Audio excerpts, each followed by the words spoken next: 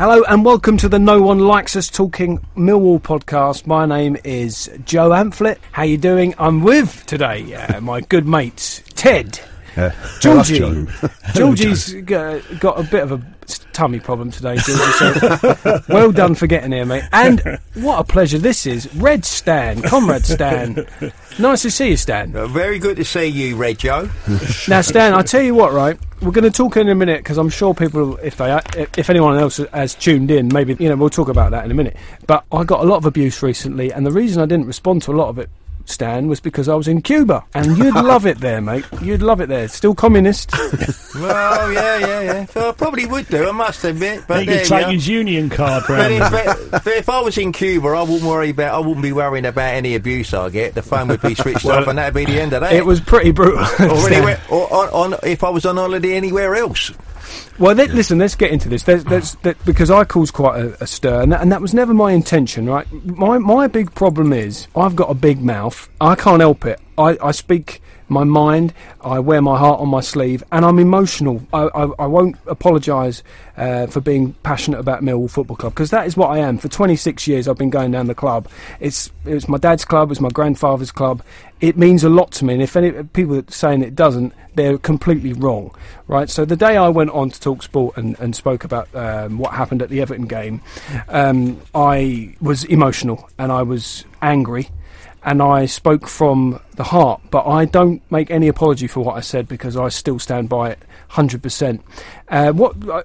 First of all, you boys can tell me your experiences and tell me what you think about what I said, and if what I said was wrong, or if you've got any points you want to pick me up on, let's have the discussion, let's have a chat about it, because and the reason I didn't respond to a lot of people, and I was happy to have a debate with people, I would have been happy, but I actually flew to Cuba on the Tuesday morning, which meant I had zero internet, and when I actually turned it on to look at it, I mean, the abuse was pretty harsh, and I had hundreds of notifications, including death threats, people wanting to smash my skull in, people bringing my wife into it, and I don't think anything that I said justified that sort of behaviour from people. But we can talk about what I said and have a chat about it, and I don't know who wants to start. Well, Joe, look, everybody's entitled to their opinion, and as we all know, us Millwall fans are passionate people, like you just said yourself, and some people passionately disagreed with you, but sometimes they go beyond the line, I didn't particularly agree with some of the things that you said. I understood the reason why you were saying it, because everybody would love to find a solution to some of the problems that our football club finds itself in from time to time. Steve Kavanagh has done a fantastic job, in my opinion, since the Everton game of, trying to portray the club as we really want to see it, But there are some mindless people out there, and they will say these things. So you shouldn't take it to heart, Joe. They are passionate men. None of them really mean it, I don't think. They might come back and start doing the same thing to me. But at the end of the day, that was a problem. The only thing that Millwall fans don't like, and you know this full well, is that sometimes the media industry portray us as the only football club that has any of these idiots running around causing the problems that I was having. On that day, Joe, that Monday, and on your Talk Sport radio, not once was it ever mentioned about the Everton fans that came down that were seen in that fracas as being a bunch of hooligans, a bunch of louts or anything like that. It was all about Millwall as if they'd all jumped on them people. I can tell you now, Joe, and I think we all know it, that it wasn't maybe arranged, but that mob that came down of Everton fans were just as bad as the ones that we're talking about that we don't want to be involved with. No, I agree with that, and obviously a lot of people wouldn't have heard everything that I said on that show, because there was a clip that was put out by the social media department, and that was not everything that I said. And my issue mainly was with the racism inside the ground, not with this. And I said this on air about the fight. I would guess that none of the people that had that fight outside Surrey Quays even went to the game. But they were fighting, Ted, in the name of Millwall Football Club. They'd attached their name.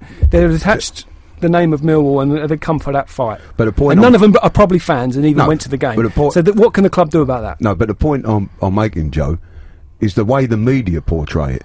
The media portray it like Millwall are the only football club that have got it. I don't agree with that, Ted, and I'll tell you for why. Because I work in the media, and I have dealt with, as a producer of radio shows, I've dealt with this Chelsea incident, I've dealt with the Arsenal banana throwing, I've recently dealt with the West Ham stuff as well. And there is no way, and I'll tell you this, there's no way there'd be any bias towards Millwall, because I'm a Millwall fan. If Millwall were being treated unfairly, there's no way I would allow that on my show. I can't talk for other shows, but I would always put Millwall first. Now, this was what I was saying on that day, and I stand by it, because I do think the name of Millwall is toxic. It attracts the wrong type of people. I wish that wasn't true. I love the name Millwall. I'm proud of it, but it's a fact of life that it has a toxic.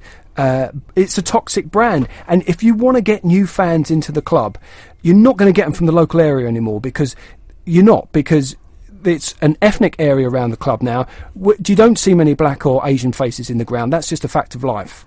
You don't, do you really? You see the odd one or two, but you're not getting fans from the local area, are you? So where are you getting your new fans from? You're getting your new fans from, a lot of them think, oh, that's Millwall's a name, we could go down for a fight. You're getting fans like that. That's where you're getting your new fans from. Apart from maybe you take your son or your grandson down there and you get them into it that way.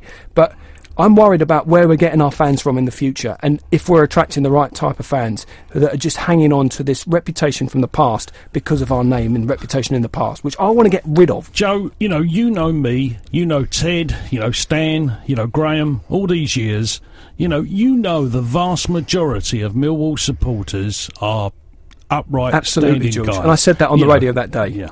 Now, one of the things was your solution, and just as Ted said, and I equally agree, you're entitled to your opinion just like every Millwall fan is. But changing the name, all right, that's a solution for you, and it's not the first time it's happened, as you might even bring it up later on. But, I think a name, a lot of people say, a name's not important. Well, if I'm honest, when it comes to Millwall, it is actually, because I support Millwall Football Club. I don't. If you was to change the name of that stadium to Lewisham Athletic or something, I wouldn't be there no more, because I am a Millwall football supporter. The history of the football club from Morton's on the island. That is all the things that I follow, and have loved about the football club. So I understand your solution, but I can't agree with it one iota. I'm sorry. Well, but the thing is, you see, I don't agree by changing the name is a solution to anything. Because there's loads of industries where, I have a trade union background, and certain trade unions have always got a reputation of being rather militant than others, and a lot of them put it down to the name. And over the years, they've merged with other unions, but they still attract these people. So, but what I'm saying is, you see, on the Friday, when you're talking about the Everton thing, Joe, on the Friday night, I was indoors, and my boy said to me, right, he ain't a Millwall supporter, but he told me that his mate had told him that on the internet there was going to be trouble the next day at Millwall with Everton. He told me that, right? And he asked me if I knew, and I said no, I didn't know about it. Now, on the way to the ground, I get a message from a West Ham fan who'd come through Surrey Docks and told me that it was lively round there, and I said, well, how do you know that then? And he said, I've just drove by there. Now, the fact is, let's not beat about the bush. That was pre-arranged. That tear-up was pre-arranged. There was no argument with that. And I don't have any sympathy for anybody that took part in that, right? But what really irritated me is that when it went, and I'm just talking about the fight, that the guy who ended up, whose picture we see on Facebook and everywhere else, he was being portrayed by the media, and in that I include TalkSport, I'm not talking about you, Joe, as some sort of victim. And he was no victim, right? He was part and parcel of it. In actual fact, so the word is, he belonged to an Everton hooligan group called the Cross Country Cuz. Now, what does that tell you? So what I'm saying to you is, but the way that the media portray it is if it's Millwall this and it's Millwall that, and I get sick and tired of it. And but you're right, Stan. People, and I think it is a lazy cliche sometimes when people don't know the club. But you're talking about the show that I was on, and when I was on with Kavanagh, I said that. I said that when Jim was making the point about the fighting. I said that's got nothing to do with Steve Kavanagh or Millwall Football Club. There's nothing that could have been done about that. There is nowhere near the ground for a start. And I also stuck up for the club in saying none of them people probably and. went anywhere near the ground on that day, right? But my point is a larger one. There is an image problem with the name, with the club. And look, I don't want the name to change. Of course, I don't want that. But I was trying to think in a bigger way. How can we get rid of this image? Because I don't want to take my son down to Millwall with people with 50. And listen, it's 50 people, which in the grand scheme of things, out of 17,000, isn't very many. But let's not shy away from it. 50 people were chanting racist. I want to get onto the racist side of things. The hooligan thing, that wasn't what I was on talking about. That wasn't in the ground. Let's talk about what the club can do to stop these things happening in the ground, right? On a game like, say, Rotherham the week after, when there's 11,000 in there instead of 17,000. Where do these people come from for these big games? As soon as we're in a big game, these people come out of the woodwork and they ruin it for everyone else. They ruin it for me. And Steve Morrison said exactly the same thing when they run on the pitch. They ruined it for me. What a brilliant season that was. We get promoted and they ruin it by coming on the pitch. Why? Why do they make it about them? It's not about them. Let me speak about the racist bit, Joe, because listen, there's no place in anywhere for that sort of thing. But what I will say about these people that do that, what you have to remember is these people are racist before they walk into a football ground. That is their nature. Now, racism is not attached to any football club. Racism is about a person, an individual, who has a totally wrong, in my opinion, way of looking at life. Right? He comes in there, declares himself to be a Millwall fan. Well, not all Millwall fans are racist.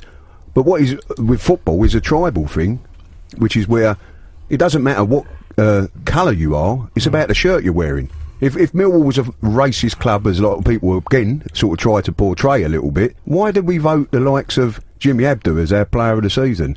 You ask Phil Walker and Trevor Lee and people of the past, George Lawrence, that have played for Millwall, that are black players, John Fashanu. We are not a racist club. But there are people that are individually racist theirself that will attach theirself to football clubs. I was in that stand, Joe, you know where I sit. Yeah. I never heard that. I didn't hear what we were saying. So all I'm trying to say about, I'm not saying the evidence is there, it was being sung and it was being said. But it couldn't have been sung for very long and it couldn't have been sung very loudly because I'm just below it and I genuinely never heard it. And I know for a fact, I asked the guys around me yesterday that sit with me, you know, my friend, none of us heard it. No. But so I know it happened. Yeah, and Millwall have taken some sort of, whether you agree with what Steve Cavanagh's done, he has done some sort of action to try and counteract what happened in our ground. Now, there's lots of other football clubs that don't do anything. This club does more to tackle racism than any other football club that I know. And I'm just saying that generally, having been part of the supporters club in years gone by, we all know that the Kick It Out and Millwall for All and all the things that are attached to our club. And again, in that interview, which wouldn't have all been out on social media, I said the good work that the club have done in that area, right? Yeah. But my point is, I still think is valid. We do, and I'm not saying other football clubs are perfect because they're not. Especially, the likes of West Ham and Chelsea. That they've got their problems too. But there is something in the name of Millwall and that attracts bad. But it doesn't help, Joe. It doesn't help when people within the media, like on the shows that you've done on the radio and whatever, turn around and say to people that are, "Oh, you're a Millwall fan. You take your kids down to Millwall." I've took my kids down to Millwall. My grandchildren be going there song. And there's people were saying, you should be scared to be taking his kids. No, we was Family Club of the Year last year. We won the award. Joe, hold on. If I took my kids down there and they heard that chanting, I'd be absolutely devastated, Ted. That did happen in the ground. You can't deny that. But Joe, kids would have heard it. But Joe, what you do, like I said to my kids a long time ago, you're coming down to Millwall, there'll be some things that you hear that you shouldn't be hearing, they shouldn't be allowed to be said, but don't take any notice of them people because they're ignorant. It's about education of your kids. You can't hide them away from things like that. The club has a strict policy on racism. It had before this all blew up, So, and you can't make Millwall Football Club the whipping boys because of this, Joe. It's just unfair. You mentioned you're saying I'm making them whipping boys. No, but I mean, let's take that show that you were on over at TalkSport. I think the chap was Gray, suggested that we close stands down. Now, just a moment, you were saying me that you don't allow, your Talk Sport station has covered all the other situations that have happened. Yeah. Has anybody suggested that you close other parts of the ground at other stadiums? Yes, definitely. I didn't agree with what Mickey Gray said on that. I think that was a bit ill-informed and it didn't think about what he was saying, really. But listen, everyone's entitled to their opinion on. But Joe, I don't agree with you about Gray. I mean, that man was a dog of war that day, right? I'm sorry, but he was. I'll tell you this, right? And this is the problem I have. Right, Let's say Millwall this week play Wimbledon in the FA Cup. Yeah. Right? If, for argument's sake, we weren't playing Wimbledon, but we was away to Luton, I know exactly what's going to get dragged up yet again. And I remember the last time we played Luton in the FA Cup, and it was when Kenny Jackett was the manager. Yep. 3-1. Yeah, but the draw was made on the Sunday. And on the next morning, I tuned into TalkSport, listened to Alan Brazil and the guy who worked from the Daily Mirror, the bloke, John, whatever his name, the Arsenal bloke. And he's talking about the FA Cup draw, and for the first 10 minutes, all we had again was the rendition of 1985. They never ever leave, and even in that show that you. But what does that tell you, though, Stan? Well, that tells you that we've got a bad reputation. No. So how do we change it? We're not going to change it. Joe, but no, Stan, we're not going to change that reputation Joe, by people putting their name to Millwall and having a fight outside Surrey Quays, and we're not going to change it by people turning up in the ground, 50 of them being racist and being caught on camera. How can we change it? Hang on, let me just say this, Joe. 2 months after that thing in 1985, you had the ISIL, what's the name? 39 people were killed, right, and English teams were banned from Europe. If Liverpool draw Juventus in the Champions League next week, that very little of that will get mentioned, if anything, right? But the thing is, in terms of the racism you're talking about, the racism is unacceptable. There's no argument about that. Joe, you have to educate people when it comes to racism, to not use racism terms. That is a countrywide problem, not Millwall Football Club, this is where I not disagree. Leyton Orient. This is where I disagree. This is a countrywide problem. I agree that there is a problem in society with racism, and that's a separate issue. This is racism, clear, hatred-filled, horrible racism in our ground. Now, the club have to do something about it. They have to do something about it. Nobody's arguing. Yeah, but the club took a week to do something about it. Joe, nobody is arguing about that, because in actual fact, and I was involved in a project recently where we was talking about black fans and Millwall and whatever, and it's on DVD and all the rest of it, right? Nobody argues the fact that racism has to be sorted out, right? In actual fact, in my opinion, the best person to speak about racism in football, and he's a country mile in front of everybody else, in my view, is John Barnes, right? But instead of getting reasoned people like him on the radio, we get these lunatics, dogs of war, who all they're interested in, one or two of them, is having a pop at Millwall. If the self-same thing happened at Sunderland the following week, he wouldn't say a word. I think that listen, I don't. But Joe, racism now is actually illegal, right? Yeah. You can get arrested for saying racism. My problem with some of the things that could get done to Millwall Football Club is that you will be punishing people that have done nothing. What you do, there's people there that have videoed themselves singing their chants. Yeah. See them, find them, deal with them. It's nothing to do with me. I'm not a racist man. I wasn't chanting racism. So why should I have my football taken away from me because of them idiots? How do we deal with them individually? How do we stop it then? You educate people. You start teaching people. How do you do that?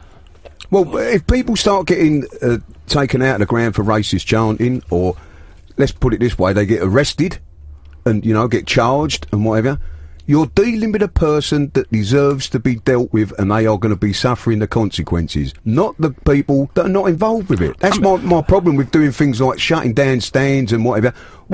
Listen, Steve Cavanagh's done a great job, like I said, and he's actually done something by shutting the stand down. But what is that going to achieve? Then people can go and stand somewhere else in the ground. Does he shut that part of the ground? What do you think about, and I don't agree with what Cascarino was saying about this, by saying people should out other people. Who's going to go up to someone at a football ground and say, "Oh, don't say that, mate. Please, you're offending me," because they're going to get a punch in the nose. No, but Joe, didn't they don't have to be out there, say that Millwall fans did self-police police that situation a little bit? But they don't have to be outed. They're out themselves by singing it in the first place. If you're going to be standing there singing that chant that was going on in that on that social media thing, you are outing yourself. Everybody can see you. All I was passionate about was that and whatever anyone thinks of me now, and I've got some vile abuse, right? Like, people want me dead, which I think is slightly over the top for what I said. I love my football club. I'm passionate about them. I don't want them being. Do you think I wanted to come on air and talk about that on that Monday? I wanted to come on and talk about what a fantastic win it was. That's what I wanted to talk about. But the difficult questions have to be asked when things like this happen. Yeah, but the vast majority of us on that Saturday, right? Let's just take me as an example. I go to the game. It was a lovely.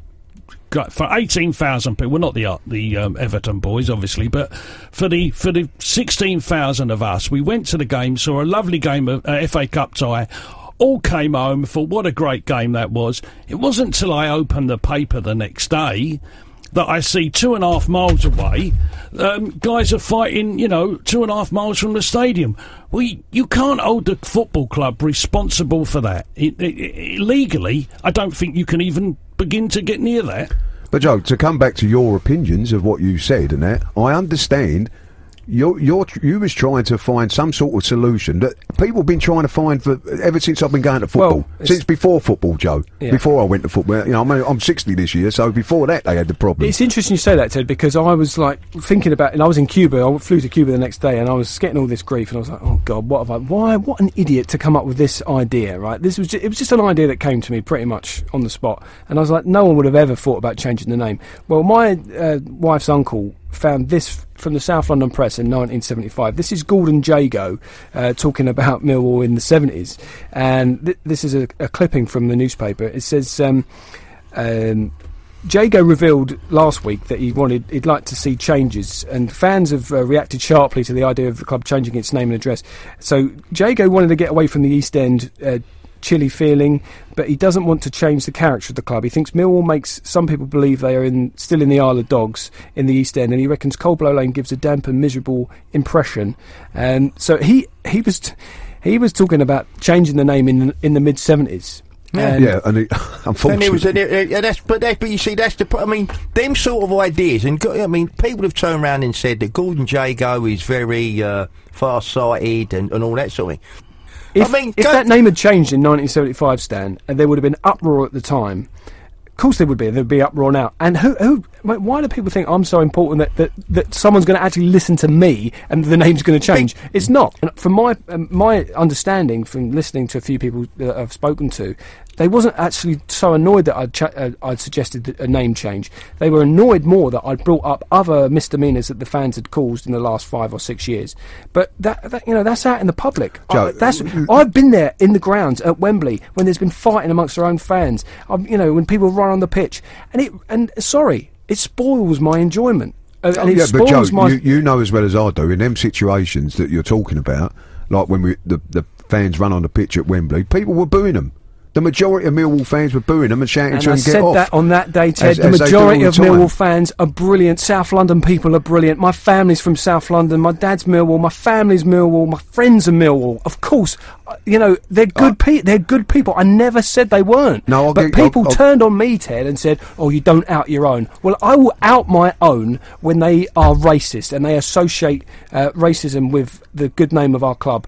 The name is tarnished. It is toxic. You can't deny that. And big thinking needs to happen at the club. Something like a membership scheme. This is another solution. A membership scheme where every person, and it could cost us financially, but has their photo ID on a card. Otherwise, you don't get into the ground. We need to know who these people are. Then they won't come along for these big games. They don't deserve to be there at these big games. No, listen, it's I say, there's an age-old problem of stopping people like that going to football, but the way to deal with it is to deal with them individually, Joe. I keep coming back to that. If I go out and rob a bank, I don't expect me and all my family to finish up in jail. It'd be me. It'd be down to me. It's the responsibility of me. That's why, like Stan said, like Steve Kavanagh said, sorry, looking at the footage and identifying people, deal with it like that. Don't ruin everybody else's fun because of some people that are doing something that's wrong. That's the only way I think you can deal with it. Anyway, I still love the club and I still love you. And we boys. love you, Joe. My problem is I speak my bloody mind and I get in trouble for it a lot. Joe, right? you've shown. Let me defend you a little bit. I'll probably get death threats myself now, but all you are is a passionate Millwall fan who's shown his passion at a time. And perhaps, and I don't, as you know, I've said to you outside, I don't agree with what you said, Joe, to do, but at least you was trying to do something. You come up with something that you thought might help the situation and that. We had a 10-page dossier thing that they had to hand into the FA about everything that happened. Steve Kavanagh don't want to be doing that. He wants to be looking at running the football club in a way that gets us into the Premier League. That's what it's about. Anyway, let's move on, and I hope we can put it to bed. We've got plenty to come.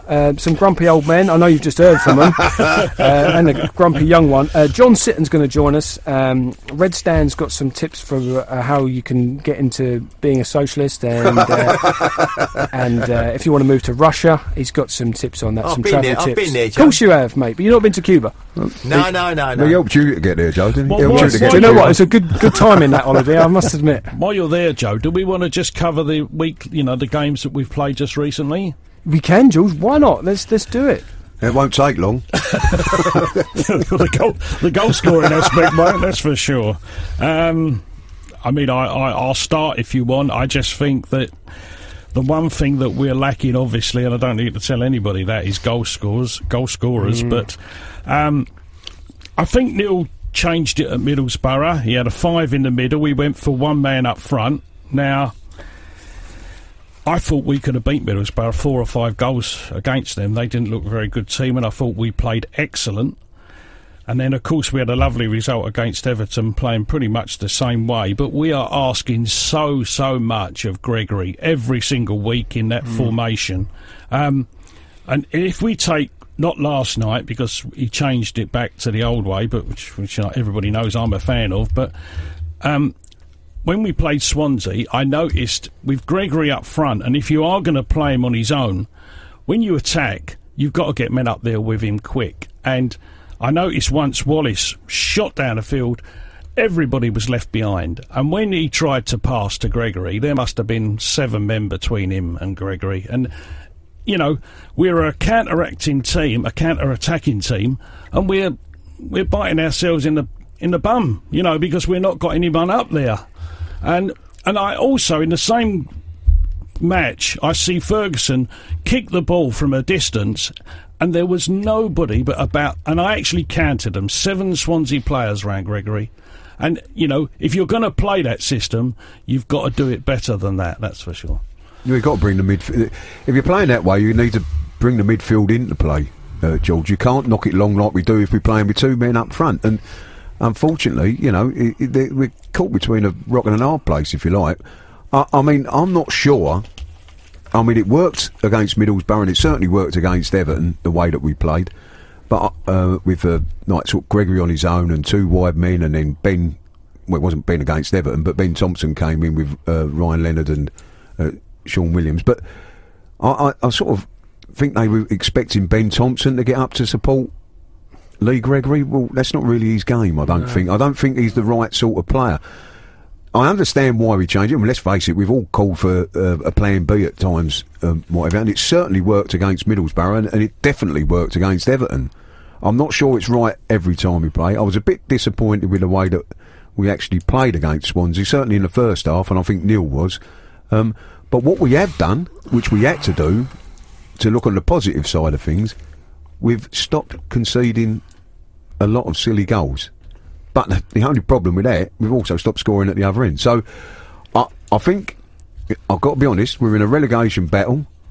The number one thing is to stop conceding silly goals, without a doubt, in my opinion.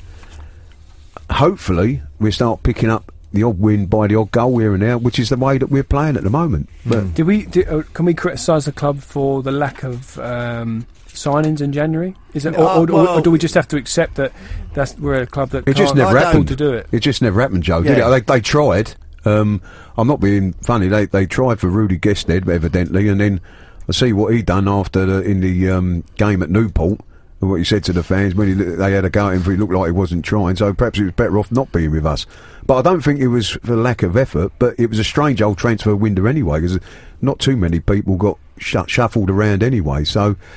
Listen, hopefully Tom Elliott's back fit, as I understand, but he was ill last night. Hopefully he'll be able to come up against his old club and do what many of our old players do and score a few goals on Saturday. I think the trouble is, Joe, we in the transfer window, right? I mean, you know, you often hear the negative side about, you know, well, we've got to sign this bloke and we've got to sign that bloke, right? And the trouble is with these things, what we don't always know is we never know the whole story.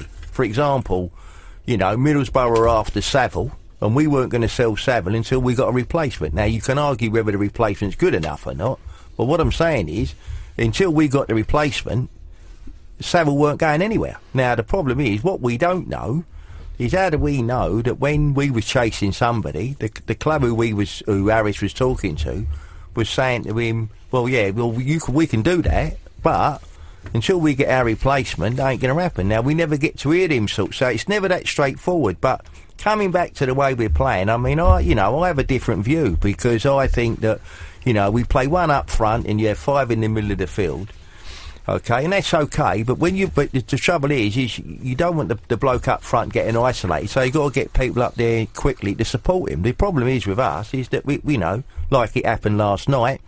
You know, we get into a situation and we just lump the ball forward. It goes over midfield. And it's not enjoyable to watch, is it? No. Well, you see, to me, that's the problem because as it stands at the moment now, right? If for example, and I'm not so sure, but if, for example, at the end of this season, come the end of this season, we're still in the Championship, right?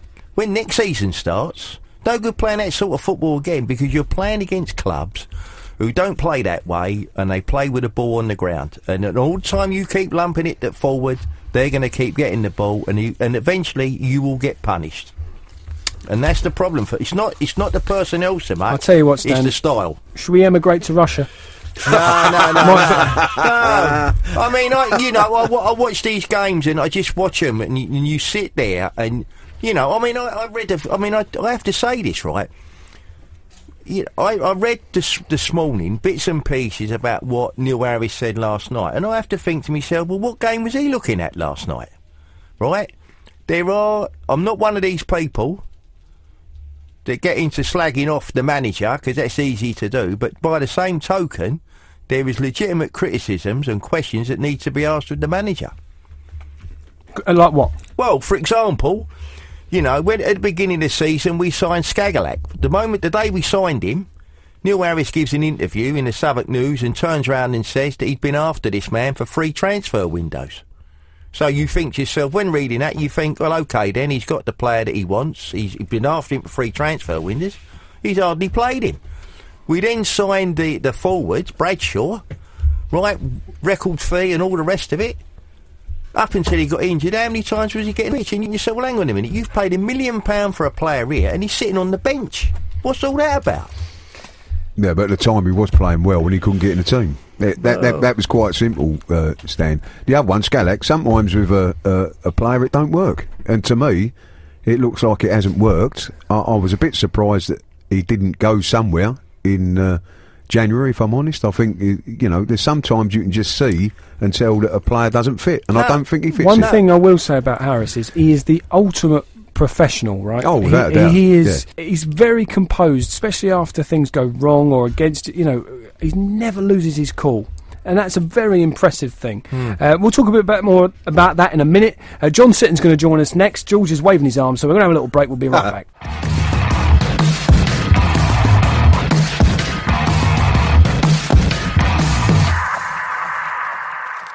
Welcome to No One Likes Us Talking podcast question number 10, sponsored by WePrintAnyGift.com. But before the question, we must congratulate Daryl from Wincanson, USA, on winning our last competition with the answer Harris and McCleary. As a prize, Daryl received a 25-year memento keyring. We had many responses, so thanks for entering, and better luck this time. We continue to celebrate the 25 years at the Den, Zampa Road, with the following question. In the last 25 years, we have played in 2 FA Cup semi-finals, but on what grounds did we play them? I'll repeat that. In the last 25 years, we have played in 2 FA Cup semi-finals, but on what grounds did we play them? Please send your answer to studio@NOONELIKESUSTalkin.com. That's all in lowercase, and No One Likes Us Talking is all one word, and talking is without a G. Write podcast question in the subject of your email. The competition will close next Monday. The winner will be announced on our social media links and will be given a shout out on the next No One Likes Us Talking show.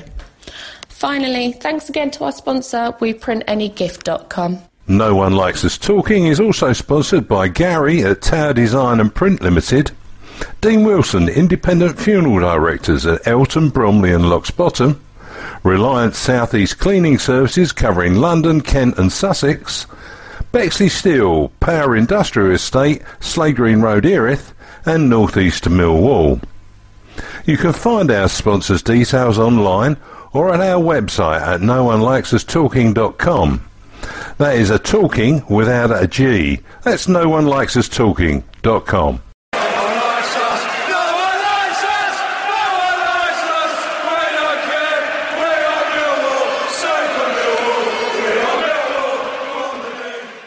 Welcome back to the No One Likes Us Talking podcast with me, Joe Amphlett, the hated one, and Ted Graham. Not Graham. Graham's not here, is he? No. Bless him. Ted, George and Red Stan in for Graham today. Where is Graham anyway? No one's told me where he is. Cuba. Oh, is he? Fair enough. Good place to lie your head down if you're getting a bit of stick. Anyway, it's time for our first guest. I'm told he's an avid tweeter. Hopefully he wasn't one of the people tweeting at me trying to call for my head to be crushed in. He was a manager as well. He was at Orient, but I'm pretty sure his best times were at Millwall. I'm sure he's going to admit that now. He's a black cab driver now. It's a pleasure to welcome John Sitton to the show. Hello, John. Hello, mate, how are you? Well, I'm keeping my head down, John, but I'm not so bad. How are you, mate? Everything all right? Yeah, no complaints. I'm just picking up the thread of what you said. I've actually, in my book, in my autobiography, I said that Millwall was probably the 18 happiest months of my life. Oh, wow. Must be bad being a black cab driver now, then, John, isn't it? Only relation, sexual assault and rape that have been present in London. John, how did you come to join us from Chelsea? Because we never used to get too many players from Chelsea in our history. Yes, I was led to believe when I made an appearance at Barry Kitchener's pub. I nearly got set about, and after I'd signed, but that's another story. It all turned out all right in the end. What it is, there was a great football man working alongside George Petchey called Arthur Rowe, who was doing a bit of scouting. He was working alongside Bob Pearson. And he saw me in a couple of combination games, having fell out of favour after. I was at Chelsea. I was captain reserves at 18, first team at 19, and then I don't know whether it's the betrayal of like an East End or West Ham thing. A certain ex-West Ham player who became Chelsea manager asked me to be a grass in the dressing room, and we had a big fallout. I went ballistic, and then next thing you know, within a week, I had a couple of clubs to choose from, but I just fell in love with Millwall. I preferred the first bit, John, where you was press ganged out of Barry Kitchener's pub to come and join us. No, I'd already signed, and we'd done Brentford. We'd done Brentford at home 3-1, and I had a few pals there. And what happened was, Big Kitch, he converted the upstairs into a bar for the players. And like, there was a few there with the wives, but it was mainly like the Millwall and Brentford boys mixing, because back in them days, they were mostly London-based, mostly English, and they used to have a sherbet after the game. And there's a geezer, I won't mention any names, but a geezer comes up to me, he says, hello mate, how you going? I said, yeah, not too bad, how are you? So he says, how are you enjoying it at Millwall? I said, I love it. I said, settled in straight away. I said, scored on my own debut, won 3 50-50s, then erupted like we won the European Cup. So I said, I think the fans are on side. He said, well, there's a few of us ain't. So I said, what do you mean? He said, I mean, I don't know. I won't swear. What I do is I replay it, because I'm not sure what occurs with these podcasts. But he said, we don't effing want you here. He said, you're an effing Kings Road puff. Like that. Oh, God. So, yeah. So I've jumped up. I went, what's your problem? And he's clicked a blade open, the geezer. So there was what you might call a bit of a fracas. And lo and behold, like, it was about 10 of the boys jumped in. I mean, obviously, I don't know what way it would have gone, but yeah. Next morning, I want to lay in after having a battle with Brentford, and he rings me up at 7:45. He says, "I've got your number up at Kitch." He says, "I'm just ringing up to apologise. You're one of us now." That's all you needed to do, John. Simple as that, really. Yeah. I loved it though. I loved it. I mean, like the home debut, it was Oxford. And we got a free kick wide of the 18-yard box on our left, their right, and I've gone up. And Nicky Chat's the best midfield player, one of the top 3 midfield players I've ever played with in my career. Was he really? Massively underrated. Nicky, great leader, good captain, good athlete. And what I was, apart from Ray Wilkins, the total opposite of what I've been used to at Chelsea. Always wanted the ball. Don't matter how tight things were. If it was going to put him in trouble, but get you out of trouble in the dangerous area, he'd want the ball. And his range of passing was fantastic. Anyway, we've given each other the eye treatment, and like he whipped it in about head height. And I've got across the defender. It was the geezer who I think he ended up their captain, Sutton. They went to the Milk Cup final and through the divisions, but not that day. I'll give it head, neck and shoulders, boss, top corner. So, got me off to a good start. Yeah, well, we converted Nicky from Palace anyway. We sorted him out, John. You know what I mean? He needed sorting out, but he was a good player. He played hundreds of games for us, Nicky, afterwards. He was a good left player. Palace. Yeah, he really did, yeah. They was among the best set of lads I ever played with. What about, you mentioned him a minute ago, John. What about Kitch? We always ask our old players any memories of Kitch. He was a fantastic man, as we all know, but what's your sort of memory of him? When I first went there, very welcoming, very humble, a gentleman, gave out good information, good guidance to the youngsters like myself, because I'll be true with you, I fell between the two stools, because you had like the FA Cup winning side, some of them were breaking into the side, and they basically had the same problem as I did at Chelsea, where you plateaued slightly.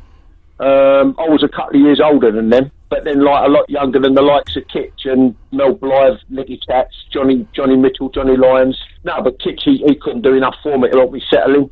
Good trainer, and again, if he was playing now, 2 things. First of all, a very underrated footballer, as well as being a total warrior. Oh, yeah. But a beautiful left foot, which is a value-added premium, because he was a natural left footer. So, I can't speak highly enough of Kitch, and the best compliment I could have paid him was what I did, which is when I got married in '82. I'd been gone about 6 months, but I used to creep back over the wall for a sofa with the chaps, and him and Hazel and his daughters, they graced us with their presence at my wedding. You know what I mean? So lovely. There was quite a big Millwall contingent there, So when I got married, that's the biggest compliment I could pay him. Really, was like wanting him around me on my wedding day. You know what I mean? Yeah. They was only there to laugh at you, John. You know that, didn't you? Yeah, I'd have got less if I'd have stopped someone. I'll be I mean, what was your best memories of all the time that you had? I mean, it wasn't that long in the great scheme of things, I know. 18 months. 18 months. A lot. I said, I don't know if I'm allowed to say what I want to say, but like, go and have a go. Well, like, basically, a 24 carat cunt came from America, and aimed me out. You know what I mean? And listen, I'll go through it with you. You had, like I said, you had the youth team boys. All due respect, like even the FA Youth Cup winning captain Paul Roberts, like he couldn't hold a candle to me. And then, like, you had the next generation, which is like Kitchener and all that. So, like, you had, like at any club, you started to have agendas. So you had Bob Pearson, who wanted these youth team boys in the side. And then you had the geezer come in, Alan Fall, who started paying off the debt. George Petchey, we was half a million in debt. And then all of a sudden, this geezer comes in, starts paying off, and he gets more and more power inside the club. And it coincides with George Petchey's ill health, who basically signed him from Chelsea. And then he takes over, sort of handed the baton by Lenny Apple. And then this is where Apple knew Anderson from, which I think was their association at Luton. So Anderson then goes to Belgium, then on to Tampa in America. And then what he knew about third division football and the den and, like, basically players, I could have written on the back of a fag packet, you know what I mean? But he come in and then it was all changed. I mean, fair enough, Tony Tagg, if it was an horse, you'd have shot him, you know what I mean? So that left me. Blythe was over the hill, you know, he used to walk off, like, or drop out of training or games, you know, was like... he was about 57 when you was playing, John, wasn't he? Yeah, you know, things like poorly plucked eyebrows and, like, you know, an eyelash might have come off, so he, you know, he bailed out, so that left me Kitch, and then there was, Phil, I forgot his surname. Warman? One of you cup-winning boys. Coleman? That was Phil Coleman, that's it, yeah. Who basically competing for, and then he says, I'm looking to change things round, I'm playing you. I went to a disciplinary thing with him at Lancaster Gate, like, because I got.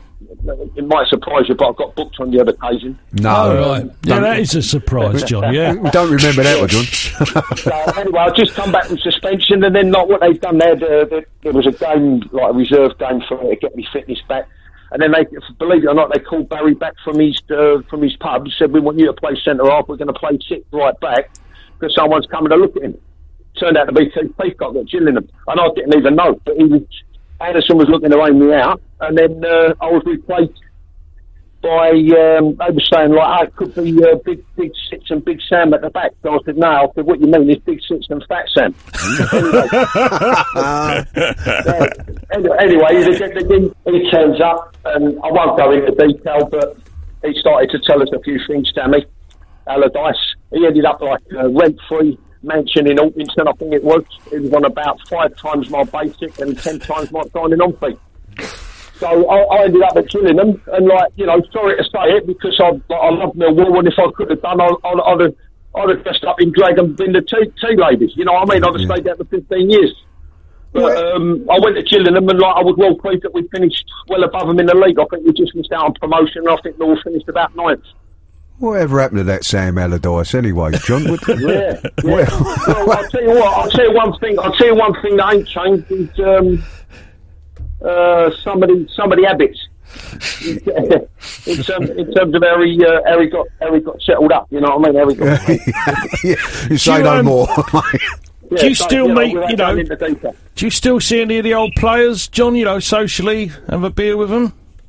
Me, I've always been like Johnny Lone Wolf, you know what I mean? I've never made myself busy, which is, like, much to my regret, really. Probably one of the reasons I'm out of the game, because play golf. I'm with Mark Twain on it. I think, like, it's a good walk spoiled. Yeah. You know, like, I ain't really been a drinker for years, you know what I mean? Although, like, when back in the day, I've probably come at a good time, me leaving Millwall, because I don't know how my liver got out in one piece. Yeah. But, John. Yeah, I mean, people like Paul Roberts, he's a black cab driver. I'll come across Dave Memmott again when we both turned up at Gillingham. Tony Pasquarino started at Gillingham. I'll see Teddy. He lives now. Teddy Sheringham lives, like, just up the road from me. Yeah, so, you know, it's just basically, like, you bump into old colleagues every now and again. But, like I say, I've never been one to make myself busy, you know. John, I see. I mean, obviously you're out of football now, but obviously you had that documentary that was made on you. Listen, I think you was a darling of fans, because that rant. There's many a time I'd like to have been in a changing room at half time, giving it to some of the rubbish I've seen over the years. But do you think that actually damaged you within football circles? Do you think that people thought you'd become a bit sort of untouchable because of that documentary? I think it's very wrong, if I'm honest about it, mate, because as I say, I think some players need that sort of thing.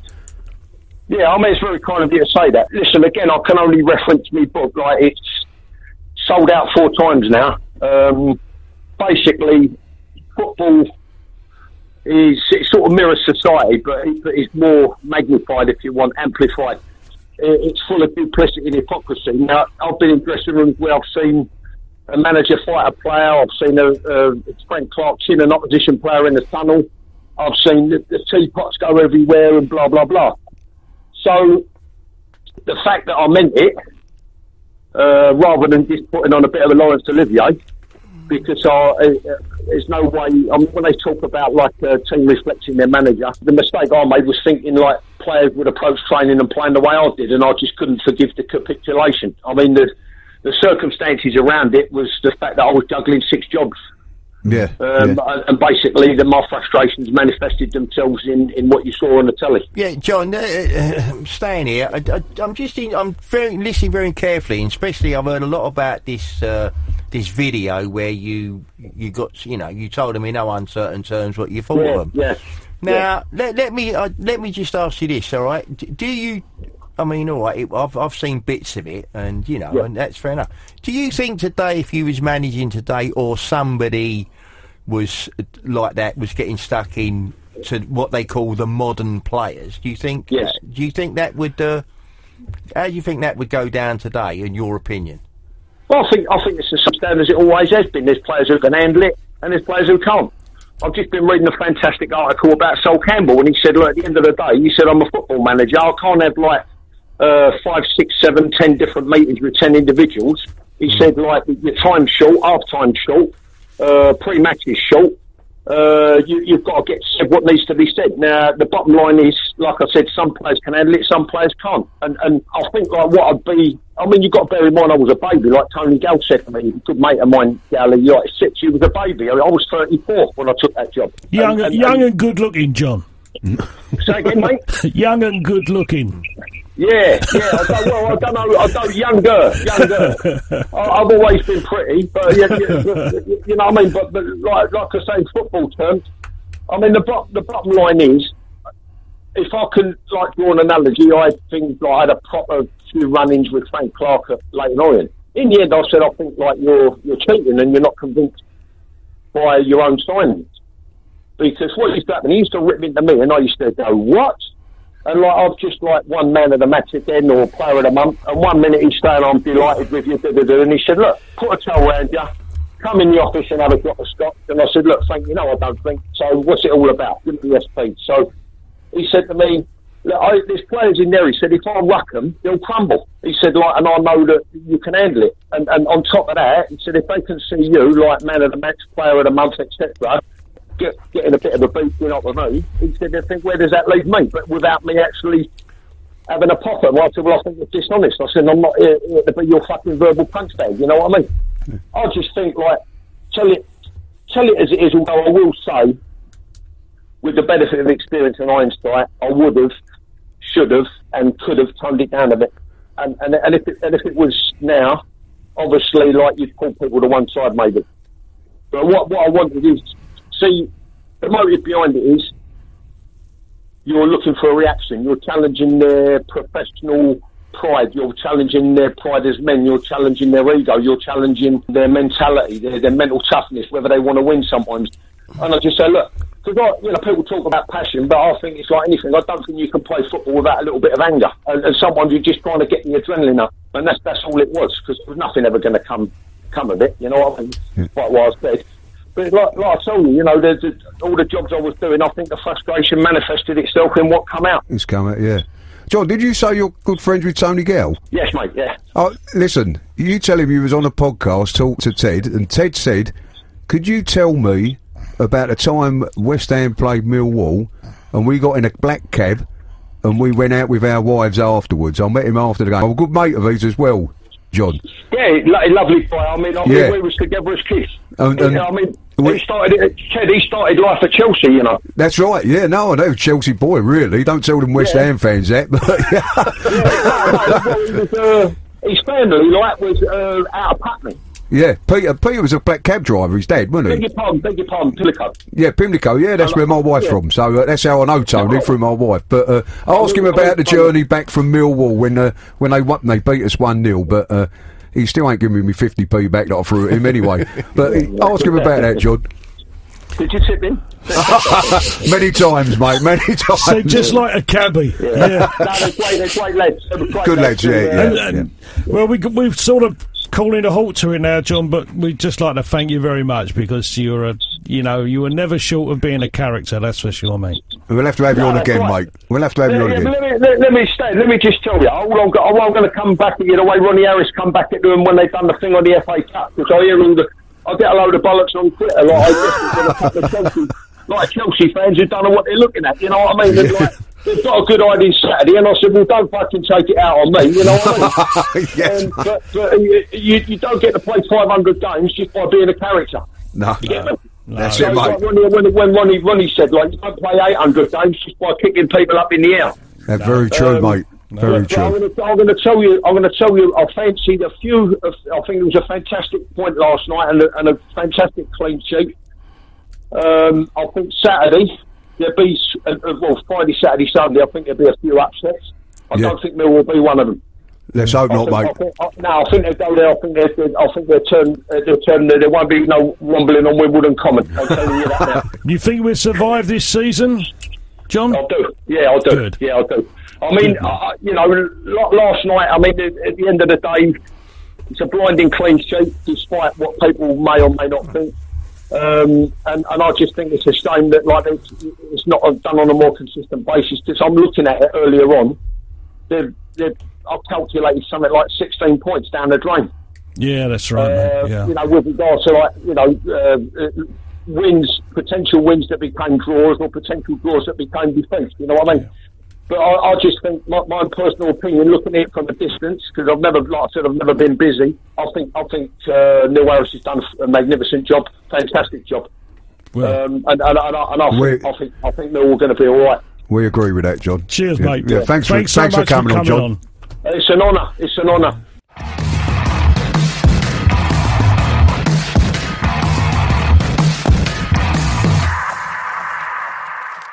Welcome to No One Likes Us Talking podcast question number 10, sponsored by WePrintAnyGift.com. But before the question, we must congratulate Daryl from Wincanton, USA, on winning our last competition with the answer Harris and McCleary. As a prize, Daryl received a 25-year memento keyring. We had many responses, so thanks for entering, and better luck this time. We continue to celebrate the 25 years at the Den, Zampa Road, with the following question. In the last 25 years, we have played in 2 FA Cup semi-finals, but on what grounds did we play them? I'll repeat that. In the last 25 years, we have played in 2 FA Cup semi-finals, but on what grounds did we play them? Please send your answer to studio@noOneLikesUsTalking.com. That's all in lowercase, and No One Likes Us Talking is all one word, and talking is without a G. Write podcast question in the subject of your email. The competition will close next Monday. The winner will be announced on our social media links and will be given a shout out on the next No One Likes Us Talking show. Finally, thanks again to our sponsor, WePrintAnyGift.com. No One Likes Us Talking is also sponsored by Gary at Tower Design and Print Limited, Dean Wilson, Independent Funeral Directors at Elton, Bromley and Lock's Bottom, Reliance South East Cleaning Services covering London, Kent and Sussex, Bexley Steel, Power Industrial Estate, Slade Green Road, Erith, and North East Millwall. You can find our sponsors' details online or at our website at noOneLikesUsTalking.com. That is a talking without a G. That's noOneLikesUsTalking.com.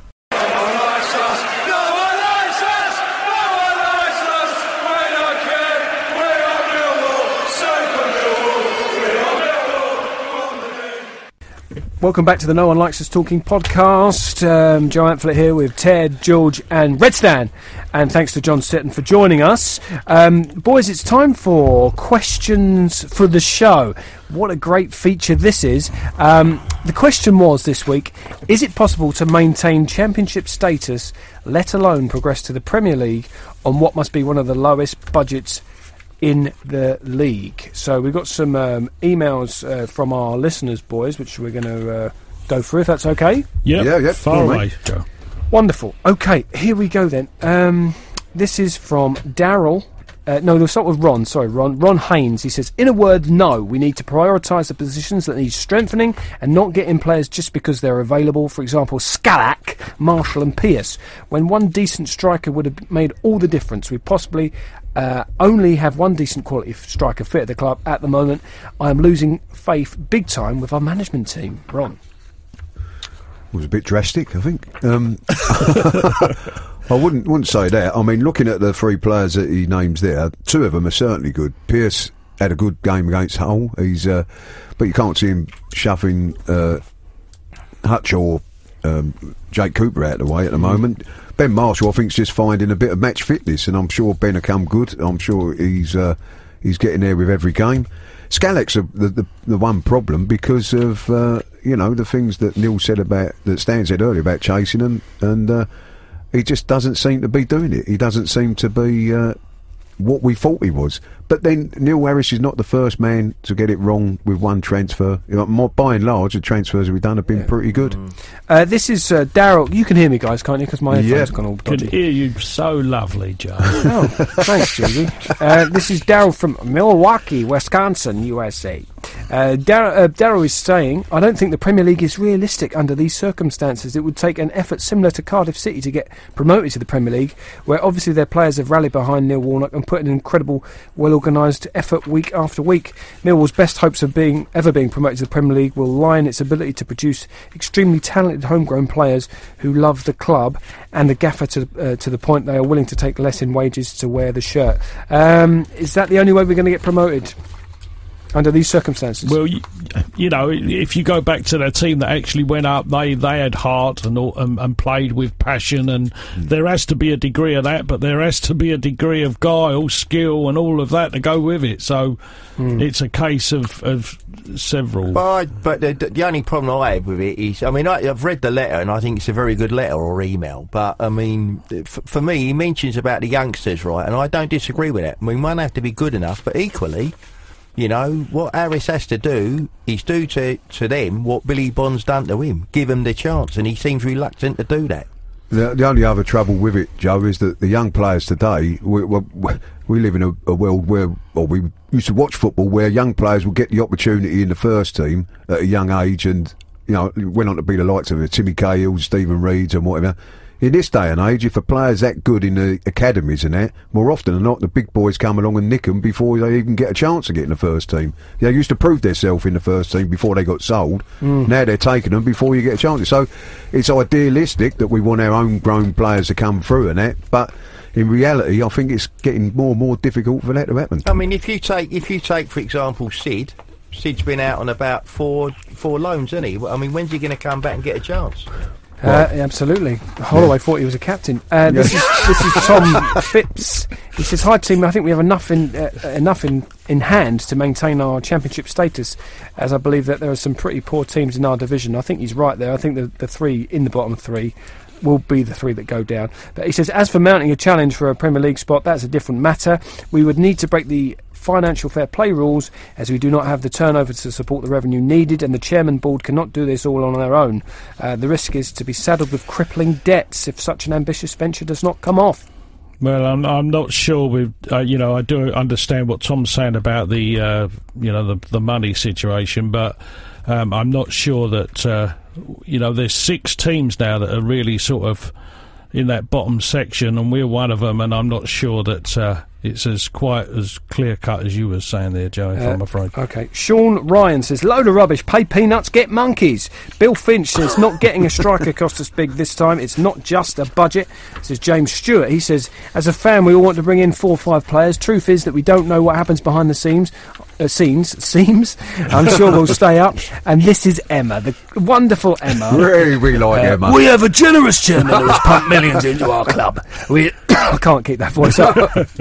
We don't have any great revenue, but maybe we will get something from the redevelopment? ? Well, it's been a long time coming. Yeah. I mean, the thing is, Joe, when people turn around and say, look, we need a striker, and I don't disagree with that, okay, but You know, I mean, a lot of people make a big thing about it. Oh, the chairman should put his hand in his pocket. If you're looking for an half-decent striker in the Championship, you could be talking about wages, I would think, at a minimum for a striker of 20 grand a week. Yeah. That's minimum. Now, you know... let's face it. We're simply not down that road. I noticed Emma says, thanks, Neil Harris, John Berylson, and all those that support you. So, do you know what? That is... I'll be honest, and I've probably said this before, I'd be happy for us to be a yo-yo club from League One to the Championship. I know that doesn't show much ambition, but as long as the club is still running and is being kept alive by John Berylson, I've got to be honest, I'm quite happy about that. That's the most important thing. But let's just come back to striker, though, Joe. Let's not forget, we did spend £1 million on a striker, and unfortunately, he's finished up with a nasty injury, which is just unlucky. He could still come good. Yeah, exactly. I hope he does. This is Darren near the Den, just by the bins. In the car park. He says, we are what we are, and we will be lucky to stay in the Championship. So he's a bit of a pessimist, old Darren. If we do it, it will be only time, unless big bucks arrive from somewhere and we break the rules. Enjoy yo-yoing. It's a lot less boring than supporting Arsenal. That's the point I just made, Darren. Absolutely. And finally, this is from Stephen Danbrowski, who says, possible, but long-term, very hard. The one thing money doesn't buy is heart, but difficult things can make way for people that try hard. A bit of quality here and there with self-belief, plenty of fat wallets, this is something else, around that aren't all that. Come on, you Lions, says Stephen. Thank you for your emails. That's very kind of you to do that. It's time for Grumpy Old Men. Stan, are you a grumpy old man? I can be. I've known to be, Joe. Yeah. But when I'm with you, Joe, you cheer me up. Oh, that's very kind. But you seem you're quite a content person. You're always eating your pie and mash and doing your swimming. Well, Joe, you never judge a book by its cover. What does that mean? What do you mean? So you on Facebook, you're a very happy person, right? So is that not who you are in real life? No, I'm happy, but there is times when I can get the right ache, and when I do, people soon get to know about it. Okay, so what are you grumpy about? Stan, you know the feature, don't you? Yeah, I've listened to it. Well, I mean... What are you grumpy about, then? My big grump at this time in relationship to not me, is Football Club... Yeah? No, not you, Joe. Right? Well, you're the only one, Stan. No. But you see... My big grump at this time, in all honesty, and I keep banging away on it about Twitter, I'm getting sick to death of Route 1 football.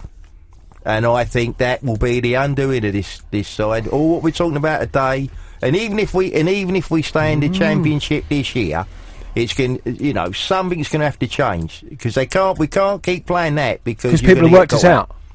Well, yeah, and also by playing Route 1 football, you keep giving the ball away. And as the old saying goes, don't matter how good the opposition are, if you ain't giving them the ball, they can't do nothing. But if you keep giving them the ball, and they've got and I keep reading about all these quality players they have, well, eventually they're going to take you apart. It's not nice to watch either, is it? It's dreadful. Last night, that second, it's absolutely... And when I listened to what I had a wig on, I was in disguise last night, so no one really saw me, but I agree with you. And when I read this you wanted to Sheffield Wednesday game without your top on, Joe, was that you? That was me, mate. The one with the big curly hair. You put on a bit of weight, boy, didn't you? Well, I'm just trying to get so people don't recognise me, George. We can arrange that, Joe. All right, who's... Right, Stan, I've never seen you so grumpy. Ted or George? George, you want to go next? Now, you've got the old Tom Tits today, George. Is that what you've got the ump about? Is that it? Is that what we're going to talk about? We're going to cut that out. No, he ain't cutting that out. He's been sitting there squeezing his cheeks together since we started, George. I brought up a couple of points here that we were just answering in the Grumpy Men section last time. I brought up mascots, didn't I? The paying of the £400 for that. Outrageous. We had a letter from one of the dads whose son was a mascot, and it was a complete opposite to what I was saying, and he was saying how much his son enjoyed it, what a great occasion it was for him, but we still do not quite understand how people are put into the drawer, and do they have to pay. So we're not quite you know, as much as I love the kids enjoying it, we're still not quite sure how that falls. And I also, you may remember, mentioned something that Stan was going to do, and he's going to bring us up to speed on this. It was waiting for the trains at South Bermondsey Station.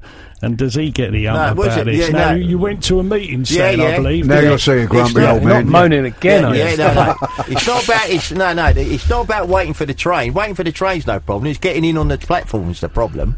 But no, I went to a meeting because, as you know, for some time now we've had the thing where the people are kept out. And we went to a meeting. I went there with the police. There was somebody from the British Transport Police. You mean the police escorted you? And it turns out what they do now, they designate, and only twice this year, or this season, the home fans been stopped from getting on the platform first, right?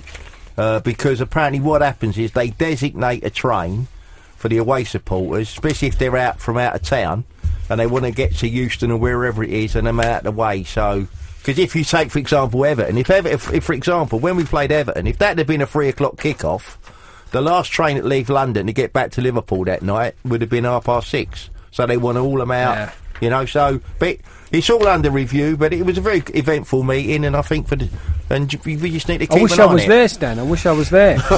Brilliant. And you held that at the club. That was held at the club. How many of you turned up, Stan? But it was only me and Aisha. We were the only two there. Fully attended. Well, it was. Well, no. To be fair. Can we say? Can we give a? It was never going to be a town hall meeting. Can we give a little thank you to Aisha as well? She's a big supporter of the show. She likes to put it in the old Lion Roars, so we appreciate that. Yeah. Right, I just got one little grump here. Only the you one. Got another one? We've got away with it. No, it's the beanbag. The beanbag? Yeah, they're doing a beanbag of the Wimbledon match this because we don't get many tickets. You know, and our supporters want to see it. Millwall do a beanbag at the ground, which is we're all very happy about. But it was 12 quid for the beanbag. Now, if I'm honest, it used to be about 10 quid, and you got a curry, little chili con carne with it or something. Now it's 12 quid. You get nothing at all, and they're also charging you £2 for parking. Now, sometimes Millwall need to remember that, you know, it is a business, you've got to make money, but football is a different business to just about every other business in the world. And we are your loyal people, and there's no need to be penny picking when it comes to £2 for parking. So, mind you, George, I think they're doing us a favour not giving us that chili con carne. That's what's probably giving you the Tom Tips. You still like it, Joe? Yeah, you would. Anyhow, cheap grub. I've got double. Oh dear. You've got steel insides. Ted, have you got any gripes? I've got a lot of gripes, really, mate. No, I'm going to come back at Stan here because we had a little conversation before the start. And I know you said you like what Stan says about the boring football and that. My grump, if you like to call it, Joe, is I get fed up with statistics in football.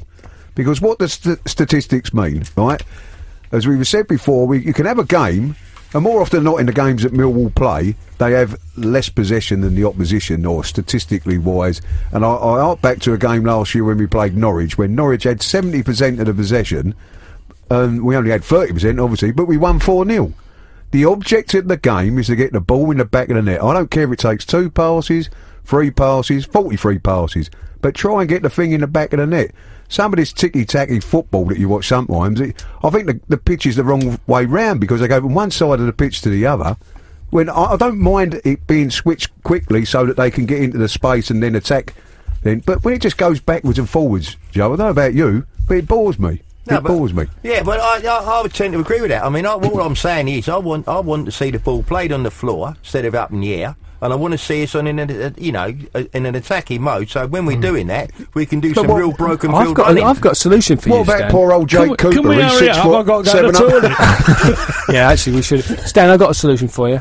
Become a Liverpool fan. They play it along the floor. No. Joe, listen, Jake Cooper would be redundant, wouldn't he, if we had play it on the floor all the time? Bless him, the fella, he's 6'7" tall. So there's no reason why you can't use that strength as well. If it's every game though, Ted, it gets a little bit tiring. But what I was coming to, Joe, and what I did say to Stan outside, there's no one way to play football. No. At the end of the day, you play a football match. The one thing you want is to win the game. It doesn't matter whether it's knocking a long ball in the box and Jay Cooper heads it in, or it's a wonderful move that takes 5, 6, 7, 8, 9, 10 passes to score a goal. Well, we got Norwich. I've got one other thing. Can I just jump in here? Sorry, Dan. I know there was some problems. People were getting a little bit of the hump before the Everton game that the tickets had gone on general sale rather than to season ticket holders and members. Well, I spoke to the club about this, and in fairness to the club, and I'm not always going to knock the club, in fairness to them, they had looked at our other... Do you remember the other season we played 3 Premier League teams? Yep. And they looked at them fixtures, and they didn't sell out until one right on the day. So they had to make a decision. We had one fixture. The club that I spoke to, the man said to me he thought he got it wrong on this occasion. That won't happen again. And so I thought the club was fair and proper. Well, probably because of all the trouble inside the ground, George.